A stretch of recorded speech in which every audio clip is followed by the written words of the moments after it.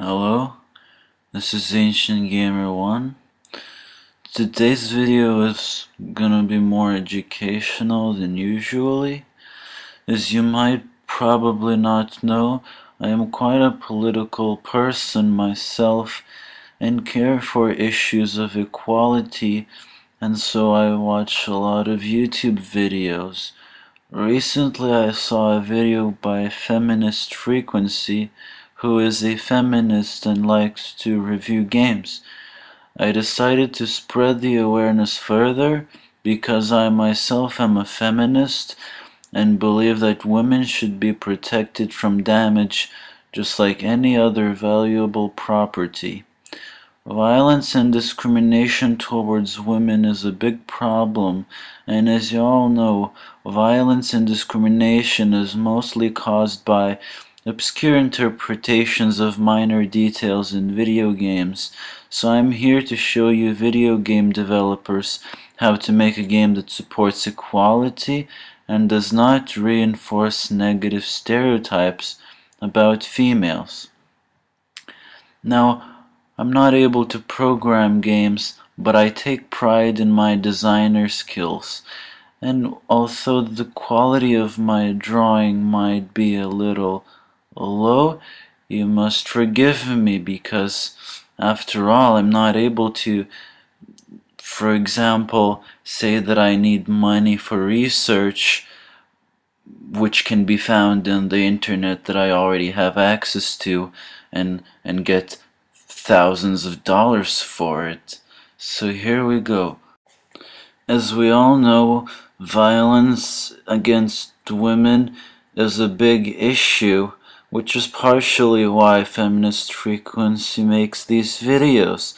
And sometimes this violence takes the form of kidnapping, and I think it's important to incorporate things from real life into video games.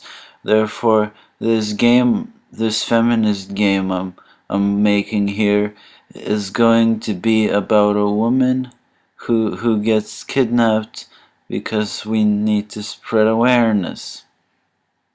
So there's the male on the left, and here we have the female being kidnapped, dragged away by her hair by an evil villain. So as he should be, our protagonist is quite upset about this abuse and violence towards women and decides to go after her. The pattern of presenting women as fundamentally weak, ineffective, or ultimately incapable. Okay, so I just realized that if the man tries to help the female, the game reinforces the stereotype of female weakness. So he knows that women are strong, and he stays at home to drink beer and watch TV or whatever men do. So since women are strong and don't need help, the in fact, let's make the female the protagonist of the game. We need more female protagonists. She doesn't need help from anyone because that would just make women seem weak.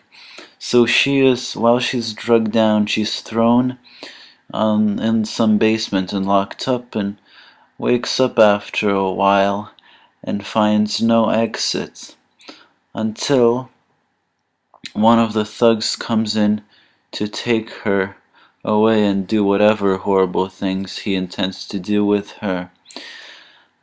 But this game is feminist, and it presents women as strong. So this is where the game begins. The woman is independent, active, daring, and strong, and she is able to defeat the thug. She's able to take care of herself, defend herself, and then continue out of the basement, independently marching away from danger. Okay, I'm sorry, I just made a mistake. I read Feminist Frequency's master thesis, and it says here that being self-confident, independent, decisive, daring, active, and strong are in fact masculine traits. And if characters that are female use these traits, that doesn't help feminism. It doesn't show females as effective. It only supports the false and sexist theory that masculine traits are better and more effective than feminine traits. Therefore, to avoid being sexist and further adding to the cause of inequality, I cannot make the female characters strong. Okay, so according to feminist frequency, they can't be portrayed as weak, but they can't be portrayed as strong either. So they're average. I don't know.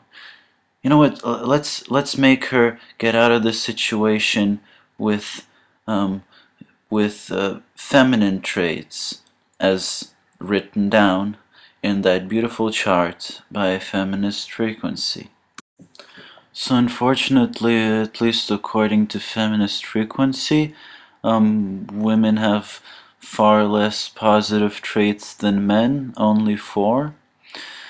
So, cooperative, that won't really help. She doesn't really have any allies at the moment.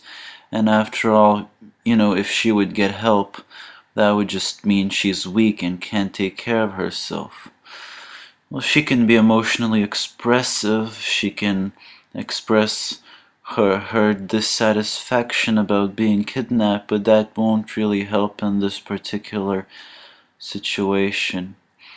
Intuition is pretty much bullshit, but even still, that won't really help her, because what's intuition if you're not able to be active about it? And nurturing is a good, nice thing to have, but there's not really anyone or anything she can nurture right now. So, well, I'm still going to follow strict feminist principles, which means that in this particular case, the female protagonist is literally completely helpless in this situation, and literally the only thing that can be done at this moment is for her to allow herself to be tortured. No one helps her. She doesn't defend herself. The thug achieves the torture, and that is the feminist game. So take notes, game developers. The female character is supposed to be. Actually, I get it now. Yes, you're supposed to make games where the violence towards women is reached to the biggest possible amount and release the game, which leads to feminist outrage, which then gives feminist frequency another topic to complain about, which she gets thousands of money for, that eventually aids the feminist movement.